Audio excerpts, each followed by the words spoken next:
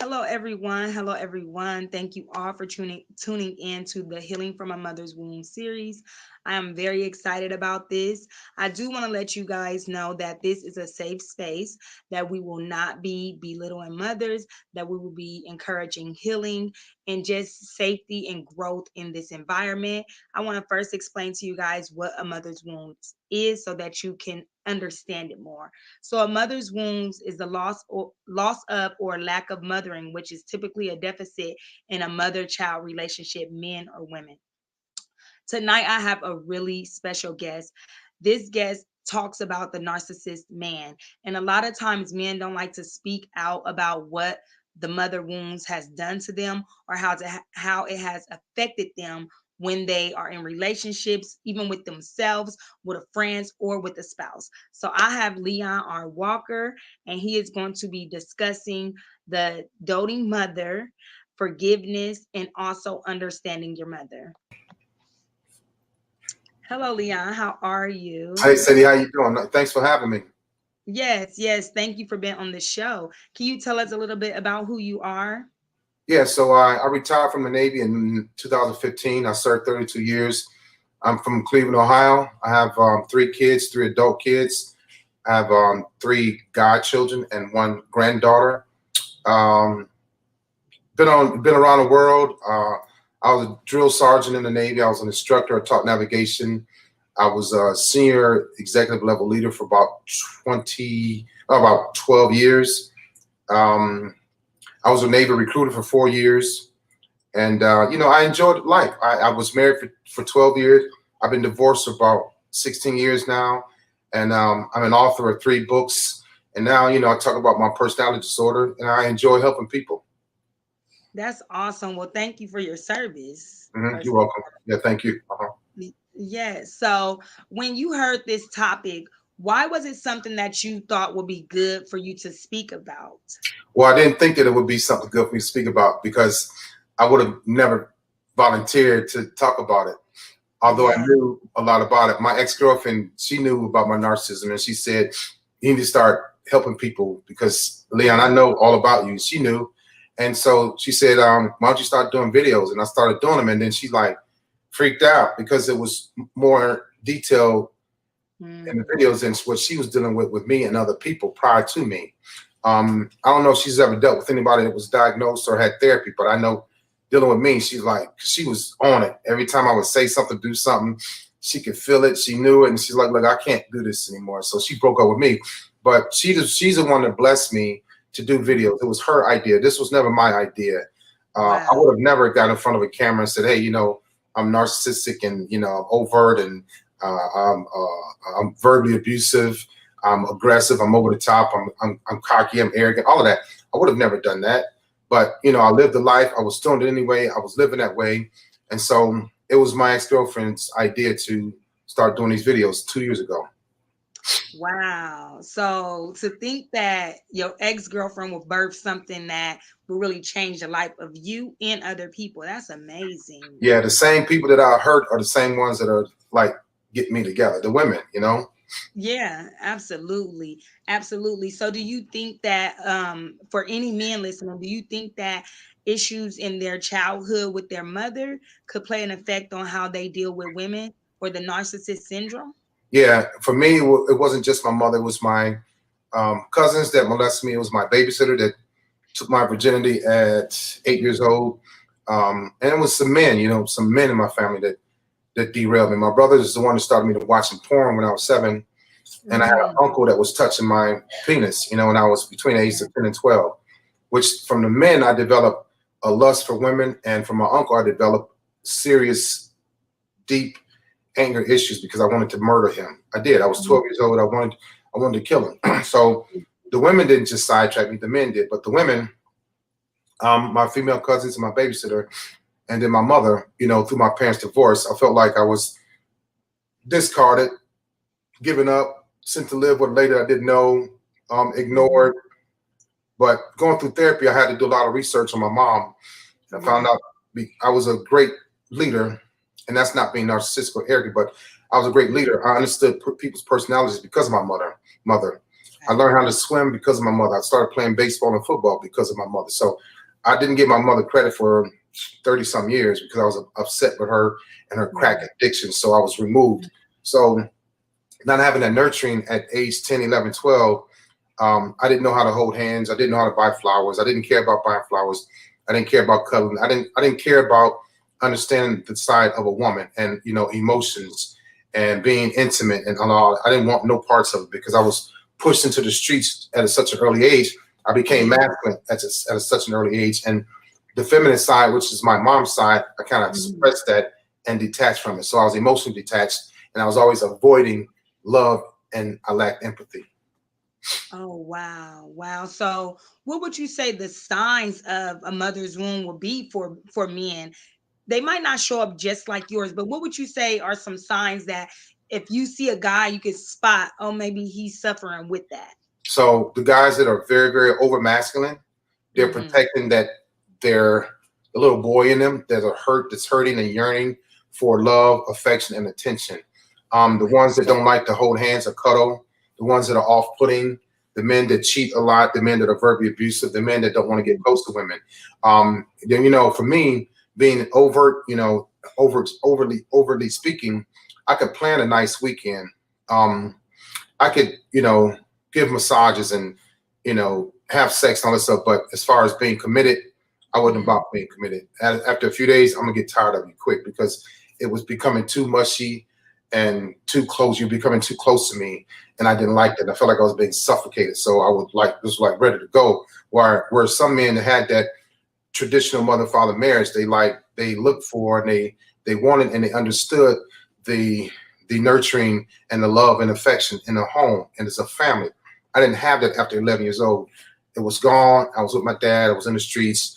I was smoking, drinking, you know, breaking into houses and stealing and Mm, delving into prostitution. And that was normal for me. okay.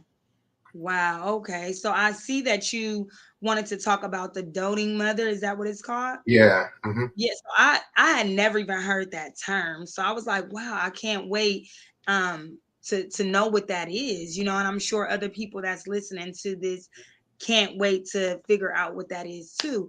Can you explain a little bit about the doting mother? So although my mother gave me a lot, she taught me a lot. When she divorced my father, I became upset with my mother and I started losing her. And then she started getting high and was detached from her. But so I was always yearning for what my mother gave me from Mm, ages 0 to 11. I was always looking for that in other women. And if they didn't mm, have it, if they couldn't provide it, I was going. What they couldn't keep my attention. Sometimes a mother can overdo it by giving her son everything and make him feel like he deserves whatever he gets or he doesn't get from a woman. He should deserve or demand that because mom mm, gave that to him. Um, my mother never held me accountable, so I didn't expect other women to hold me accountable, you know, and that was my mindset. And when they did try to hold me accountable, it felt very, very uncomfortable. And I was like, this don't feel right. This is you know, you're wrong. You don't know how to be a lady because my mom didn't do me that way. So why should I allow you to do it? So, you know, I just did. And then once I lost my mother's love, which I never lost it, but I thought I did because I was upset with her. I didn't want anybody else's love. It didn't feel right to me because I felt like you were going to discard me, like my mom discarded me. So I was dealing with discard. I was dealing with the silent treatment. I was dealing with being ghosted as a child, like people are dealing with it now. It's not new to me. It's very old.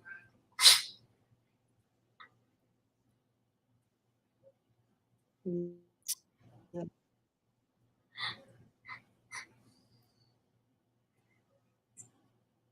There's a delay, Sadie.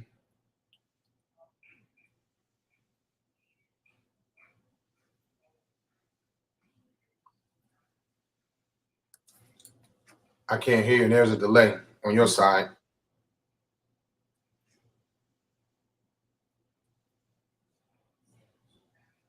Yes. Wow. So, wow, that's deep. That just hit home for me. So, do you see this debate on social media? Like,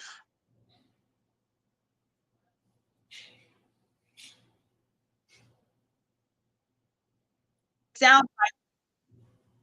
Oh, it is. Can you hear me now? I can hear you now.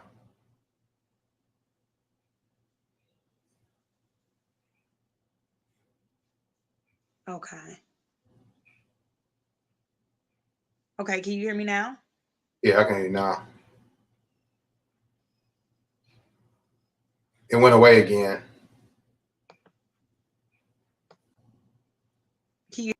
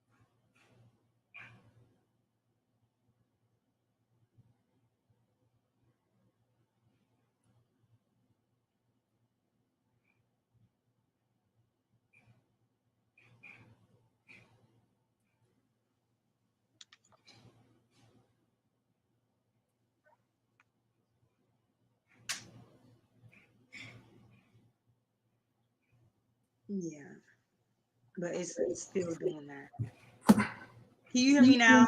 Yep, Okay, I'm so sorry about that. you good. Um, it said StreamYard said they were having an issue because I'm full, so I'm not sure. But what I was asking is like a big debate going on now about the masculine energy and then women not operating their feminine energy. And when I hear men discuss this on their podcasts and stuff, literally my mind is always triggered like they got mom issues.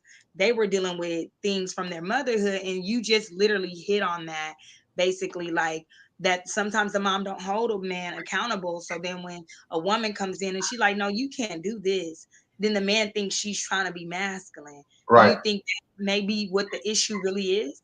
Yeah, that's it. That's exactly what it is because I lost the ability to listen to a woman. I lost the ability to understand a woman's desires and needs and what's, her voice. I didn't want to hear anything because I'm like, you know what, if my mom is not telling me this, then you shouldn't be telling me this. If my mom is not around to boss me, or I'm thinking she's trying to boss me around and control me, then I was totally disconnected from understanding a woman and listening and sitting down and having a one-on-one. I didn't want to hear it because of they call it a grown child wound, and my grown child wound was deeply rooted in, the absence of my mother. My mother did the best she could from when I was born to age 11 because she had issues too. And so she had to find coping mechanisms, which became crack. And I didn't understand that. But I also had coping mechanisms, which became lying, cheating, gaslighting, ghosting, and porn. So I was blaming my mother for things that I was doing too. I just wasn't smoking crack. I wasn't getting high. That's oh wow, that's so good. A lot of people blame their mother. And I used to be like that. I used to have a victim mentality that I blamed my mom for every piece of trouble I got into. Like, well, my mom wasn't in my life. Well, my mom's on crack. Well, this, well, that. I had to really like grow up and realize, no, I need to take accountability for my stuff. That happened, but that should not dictate who I am. And Right, that's so right. thank you for sharing that. Thank you so much for sharing that. Hmm. So, do you think this is something that men can be free from? Yeah, because so it's the only way for it to happen, Sadie, is to go into therapy and have somebody tell you, or have Yes. somebody help you reflect on, hey, Leon, so why are you so upset with your mother? And then at Yeah. first I was like, I don't want to talk about that, and so Mhm. not none of my ex-girlfriends or my ex-wife knew about how I felt about my mother. They would bring it up, then they knew because I would be like I don't want to talk about my mother. And so you can only I only reconnected with my mother through therapy. Had it not been therapy, I would not have fell in love with my mom after her death. Mhm. And I fell in love with my mom after she died. She died in 2012. And Mhm. through therapy, because nobody else was able to take me back and talk about my mother, why she did what she did. And my therapist was like, well, do you know if there anything happened to your mom? And I was like, Oh yeah. And I was like, wow. So I started talking about it, and boom, Mhm. I started putting the pieces together. It wasn't my mother's fault. The reason why she started getting high is because she lost 6 people in 3 years. And so that's one person every 6 months, right? Including Yes, her you two did. children. So she went through a lot. And for her to be able to deal with it, she had to find a coping mechanism to ease the pain, which became crack. And that was it. Absolutely. Wow. So and that made you have empathy for her and made you, again, like you said, fall in love with her. Hmm. Yeah, yeah, yeah. And because I fell out of love with my mother, and from age 11 up until age 46. So you think I'm gonna love my girlfriend, my ex-wife, but I didn't tell them that I didn't love them. I didn't know how to love them because if I can't find that connection with my mother, I'm not gonna find that with you, because trying to find a connection through love through another woman is a reminder that my mother didn't give me that love. And so it wasn't gonna happen. Wow. So you guys hear that, women and men, that was just a gem. If a man does not have that love for his mother, it might be hard for him to develop that love for you. Is that what you're saying? Yeah, yeah, because you're absent of it. It hurts. Your mom is gone. She left. She's on drugs. She died. She got murdered. It's gone. And so who else is going to replace that? Can't nobody replace that. So I Wow. had to do some soul searching through therapy and reconnect with my mother about. So she said, "So what? Were there some good things that your mother did for you, Leon?" And I was like, "Hell no." Nah. Then I was like, "Wait a minute. I learned how to swim because of my mother. I became a Yes. Cub Scout because of my mother." So it just built from there. But yeah, they can Yeah. get it. But they can, if they talk to somebody like me that's been through therapy and say, "Hey, go through therapy," or "This is what I learned about my mother," they can do it. They just have to be in therapy, because I'm not a therapist and I'm not qualified to do therapy on people. I talk to people, I give people counsel and advice, but I'm not a Yes. therapist. So I can tell them where to go and what to do and how it's going to feel when you get there, but they have to want to do it when they get there. Exactly, exactly. So, a little transparency on your part. I do want to ask, do you feel like after falling in love with your mother that you opened the space up to possibly fall in love with a woman in the future? Yeah, because I learned how to understand a woman's needs and desires and not shut her out.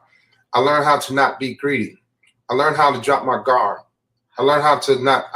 My boundaries were up, and they were boundaries that didn't allow a woman to get to my heart. And it was like women would tell me, "Leon, it's just so hard to get through to you, to penetrate that." And I was like, "Well, that's too bad. It ain't gonna happen."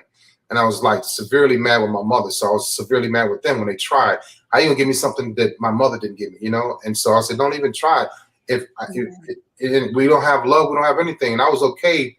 I was conditioned to walk away from relationships. I was mentally conditioned to walk away, to leave, because at 11 years old, we lost our house. My parents got divorced. So it was like, okay, this is how you do it. You walk away, you leave, and you break up the family.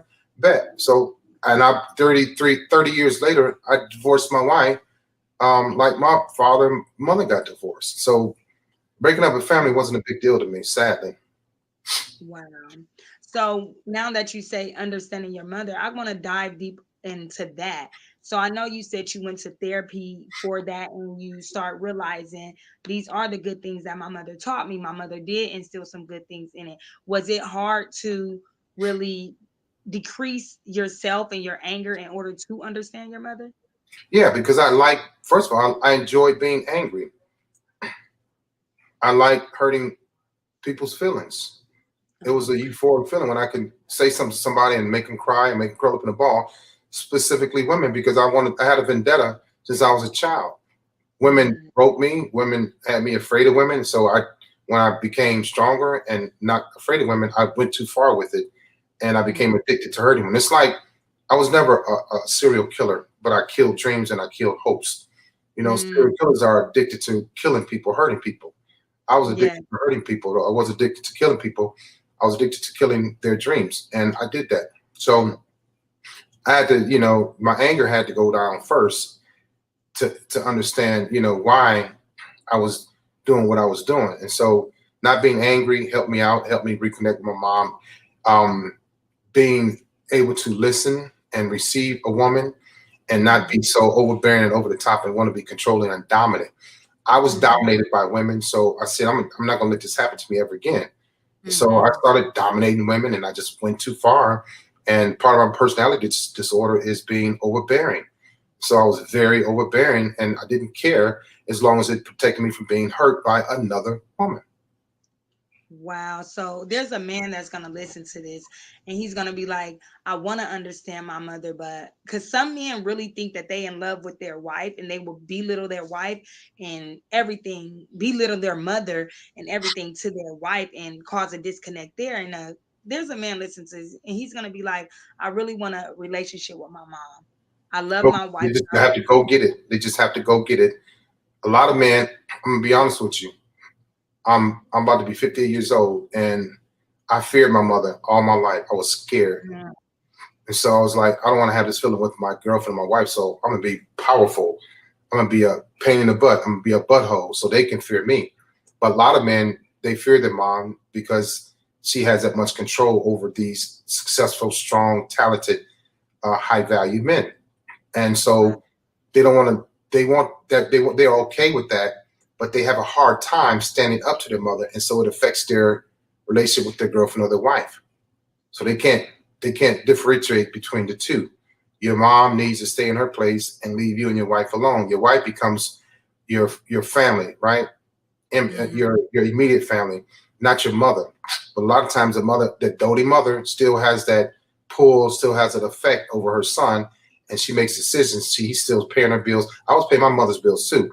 But the girlfriend and wife can be like, well, you keep paying your mother's cell phone, you keep putting gas in her car. Your mother's 45 years old, whatever, however old she is. She got a boyfriend. Why don't he do that? You being her boyfriend too, and that happens. The son becomes the mother's boyfriend. Yeah. So what if a mother is watching this and she like, oh my gosh, Leon, how can I break free from this? What if this is that mother? What can she do to break free from that? From a Stop, male stop, perspective? stop being in her son's business. Stop being jealous of her son's husband or her son's wife, or husband and wife. We have people that are in gay relationships, transgender relationships. That's fine. That's what they do. But she has to realize that she's got to stop being in their business, get her own business. Okay, she can't control. She can't pick who her son dates or who he marries or her daughter. She has to stay out of it. She's a mother. She's not a girlfriend. She's not a side piece. She's not a jump off. She's possibly even a grandmother. Be a grandmother. Take the kids to daycare, babysit sometime. Go, make a macrame, a hat for the baby or some shoes. Go pick up some Similac instead of being out here smoking weed in the clubs and being in your son's and his girlfriend's business. Be a mother. Be a grandmother.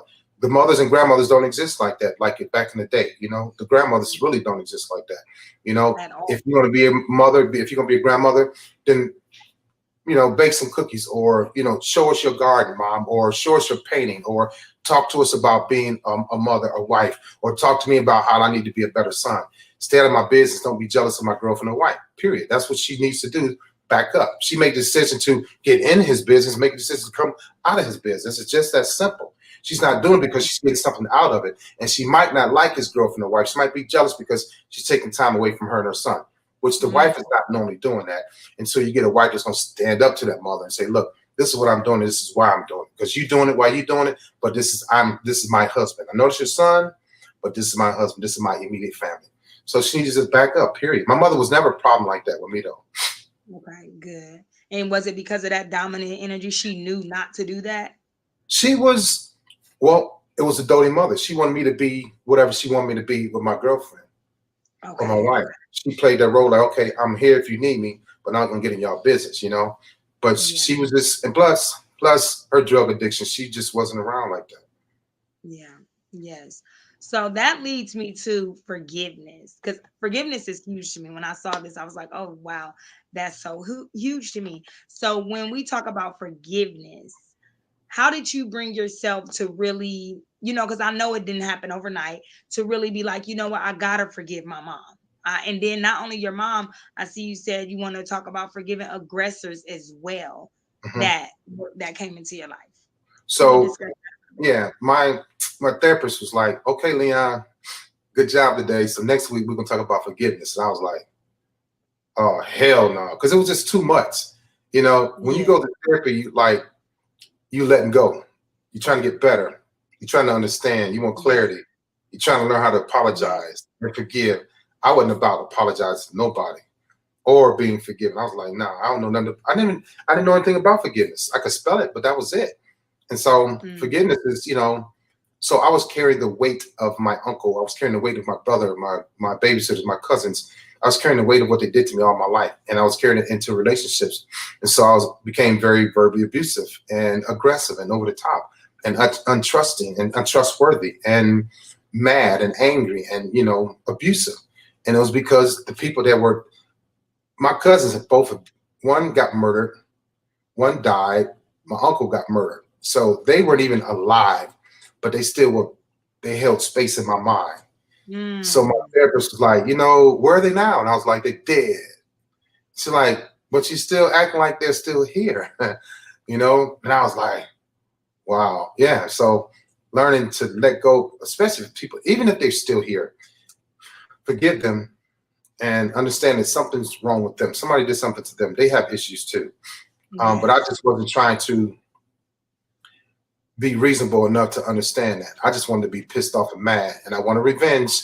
And so I became very vindictive, and that's a narcissistic trait. Very vindictive. Wanted revenge, wanted to hurt people because I was hurt. Hurt people, but heal people. And I truly believe that. So, in the process of forgiving them, do you feel like you would have still been in bondage, even with them being dead, and still been operating from that narcissistic man, if you Yeah, did not forgive them? yeah, because I didn't know, I didn't think to forgive anybody. I enjoyed being angry. I enjoyed hurting people. I got a lot of, it was a lot of fun in doing that. And I was demonic. It was a horrible spirit. It was rotten. But yeah, I enjoyed those things. And had I not gotten therapy, had I not been able to understand why I was doing what I was doing, I wouldn't be here now talking to you. I would have either somebody would have killed me, I would have killed myself. I wouldn't be doing videos about it. No, not at all. So you was kind of pushed into your calling it. Oh, very much so. Yeah. And so all my therapists were women. And Wow. the reason why I'm doing this video is because of women. The reason why I wrote my last book is because of women. So men are saying stuff to me like, they don't call me names, but I'm sure they're thinking you a simp and you doing this, But I owe a debt to society, and I owe a debt to women. And it came naturally. I didn't sit down and plan any of this. It happened. It was always through a woman. And so how could I not repay society through women that have given me the power to repay society? So this is like every time you get in front of the camera and record these videos, this is like your apology to Yeah. women for hurting women on behalf of you and other men too. Because it Mhm. kind of gives, I was watching your videos, it kind of gives women of understanding because I didn't know I dealt with a narcissist, man. Some of the things you were saying, I start feeling like, oh, I kind of have traits like that, so I had to deal with myself on that. But I was like, wow, he's educating people on this. And people, if they want to listen, because some people scroll and be like, whatever, he's just again a simp or what he talking about. But really, you're really trying to get people free Mhm. from that Yeah. And bondage and they can be free. discuss. Yeah. Yeah. The aggressors, the perpetrators can be free. The victims can be free if they just sit down and listen. Say, see, a lot of times stating, in my mind, I would create things that weren't really there, and I would start believing them, and I would get angry, and I would Mm. become very like upset and pissed off, but it wasn't there. It was that projection. We talk about projection and narcissism, but people don't really understand what it is or what it means. They just throwing the word around. But projection is huge with narcissistic people because you create something that's not even there, and then you act on it and you live it, and then you hurt other people. Wow. I thank you on behalf of women for taking the time to heal because I mean you didn't have to. Right. Because women would have been attracted to. What I heard from all this, if I can sum it up, is the doting mother. Like, if you want to be free from that, start taking accountability. I also Period. heard like be have empathy for people, gain understanding instead of trying to make it seem like you got everything figured out. And also, you have to forgive so that you can release and heal. Right. That's a very important part right there. You hit it on the head. You have to forgive so you can release and heal. Because if you don't forgive, you're not healing and you're not releasing. You're holding it in, Yeah, and a lot of times it makes you sick, and it makes you sick because of somebody that's no longer around or somebody that's dead. They're still doing harm to you. exactly. When you were talking about that, I literally seen bondage, like a chain being hooked to their casket, and you right there with them Hmm. daily, and Right, that's just not a good place to be. right. So thank you for coming on to the series of Healing from a Mother's Wounds. Is there anything else you would like to say to the people? Somebody listening to this and they just like, I really don't even understand this. What would you say to them? Um, take some time away from people, from family, from social media. Get to learn yourself. You know, spend time with yourself. Um, Study your parents. Know the DNA, the genetics, what they did. A lot of times people say, you know what, I love my mother from a distance, but when she dies, loving her from 6 feet deep is hard to do. It's impossible. You're just going to love the memories. I studied my parents. I found out that my parents were a lot of things in life. Some of your parents were, you know, most likely to succeed, class president, you know, had the biggest personality, the best dancer, the best dresser, were leaders, were very dynamic people. But you don't study them. You don't ask relatives or friends about, hey, what did my mother do when she was 18? What did my dad do when he was 24? You know, you would find out that you can be who exactly they were at that time until up until they got derailed. When my mother got Mm, derailed with crack, before that, she was a hell of a mother. Only reason why I know how to swim because of my mother. I was a Cub Scout because of my mother. I yeah, played football, baseball, and basketball because of my mother. All right. I got my first job because of my mother. yeah, My mother was my den mother as Cub Scouts. And I learned, I had to reflect in therapy. And that's like, man, so you can pretty much get somebody that you like, that you admire, and you can act like them, and you could be very, very successful. When I started studying my parents, I blew up in the Navy. I went as far as I can go. mhm, I became Sailor of the Year 6 times. I was recruited a yeah. year because my dad had a very overbearing personality. Wow. My mother had a very addictive personality. So I Mm, became addicted to being successful, became addicted to being great. I became addicted to being strong, right? I was just like mm. stronger because of studying my parents and their traits. I wasn't delving into the traits that were passed on to me. As soon as I did that, I took off. Yeah. Wow, that's a I gem don't. right there. If y'all really understand that, sometimes I said that's I a can hear you. that's a really good gem if we really take that, and apply it. Because sometimes we focus on all the negative that our parents did instead of the positive and studying them. And when we study them again, like you said, great leaders, most likely to succeed, and we can take those things and become great because of those things. So Yeah, that is awesome that you did that. yeah. So you said And you had, then oh, sorry, go ahead. studying through therapy is like so. Actually, it started before therapy. I was always wanting to know what my mom and dad did, how they were, and I was like, well, if I can do this, where's this coming from? You know. And I found out nobody but my parents. But I went a step Mm, further. My grandmother had great work ethic, and so did my mm. grandfather on both sides. And I'm like, I have to have great work ethic. I can't like go through life. It's in me. Yeah, So that's I found it. great. Yeah, I found it, and then now I'm writing books. I'm writing memoirs, autobiographies, books about narcissism because of I tapped into my parents and grandparents' work ethic and DNA. I learned who they were, and so what a white man in the Navy asked me one day. I was ranked number one out of 21 guys in 9 months, which is unheard of. And he said, "I'm impressed." And he said, "You know Mhm. what? What else can you do? You got a whole year. Can you be ranked number one again?" And I was like, I guess so. I did it in 9 months. What can I do in 12 months? And so little words like Yeah, that is what, I like to tell people things that keep them motivated and make them go this way instead of that way.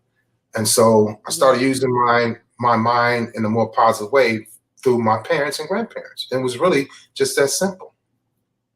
Wow, that's awesome. There's someone out here that's gonna be like, I really need that book. And ladies, this book is not just for men because women can be narcissists too. We don't talk about that, but we definitely can be. So, how can they get access to these books? How can they follow you? How can they find out more about Leon R. Walker? So they can Google me. I'm in Google Leon R. Walker Jr. on Facebook, Instagram, TikTok, and YouTube. It's Leon R. Walker Jr. I'm easy to find. All of my books are on Amazon under Leon R. Walker Jr. And Sadie, if you want to do another interview, we'll do another one, and I'll do a book giveaway on your page too, because I have something to give away. Okay, that's awesome. And all of his information will be in the show notes. I thank you so much for being on the show. You really dropped some gems. If you guys take it, please take the ones that are for you and leave the rest for others. Leon, is there anything else you would like to tell the people? Besides taking time out for yourself, start looking at people's white flags. We always talk about red flags. Now they're talking about green flags. But what has that person surrendered? Have they surrendered, their addiction to porn, drugs? Have they surrendered the white flag? Have they waved the white flag on being verbally abusive, physically abusive? Have they waved the white flag of not wanting to go to church and, not wanting to read the Bible? So look at people's white flags too. Take your time, study your parents, and don't wait too long. Don't give up on people, and stop hurting people. Thank you so much. Thank you so much. And thank you all for tuning in to Healing from a Mother's Wound series. All right. Bye-bye, Sadie. Bye-bye.